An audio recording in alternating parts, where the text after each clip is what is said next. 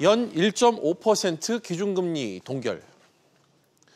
오늘 한국은행의 금리 동결 결정, 사실상 예상된 결론이었다는 평가가 주를 이루고 있습니다. 하지만 시장에선 이미 올해 안에 이르면 오는 10월에 금리 인하 카드를 다시 꺼내들 가능성이 높다고 지금 보고 있습니다.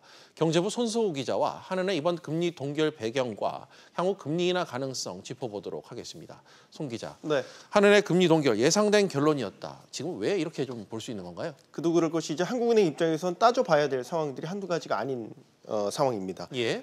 우선은 바로 직전인 7월 금융통합위원회에서 한국은행은 금리를 1.5%로 인하했습니다. 예. 그 효과가 어떻게 나타나는지를 세밀히 살펴볼 필요가 있다는 것입니다.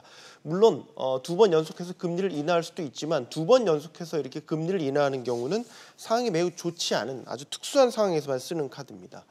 또 이 부동산 가격을 부추긴다든지 아니면 가계부채가 늘어나는 등의 금리 인하가 가져오는 부작용 역시 한국은행 입장에서는 부담일 수밖에 없습니다. 예. 최근까지 서울 아파트값이 9주 연속 상승세를 이어가는 것으로 공식 통계에서 확인이 됐죠.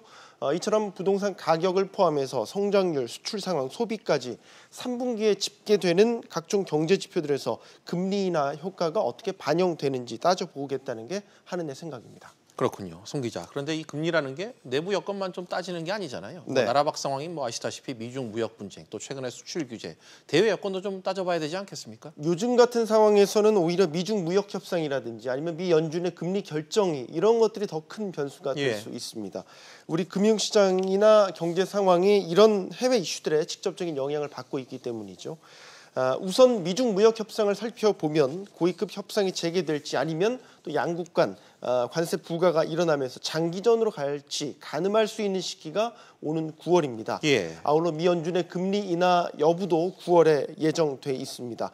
그렇기 때문에 한국은행 입장에서는 섣불리 인하 카드를 또 꺼내들기보다는 이번에는 아껴두고 정책 여력을 비축할 필요가 있었다는 게 시장 전문가들의 판단입니다. 그렇군요. 자, 이제 다음 인하 타이밍이 언제냐, 이 부분에 좀 시장에 관심이 쏠리고 있는데 현재 어떻게 좀 파악이 되고 있죠?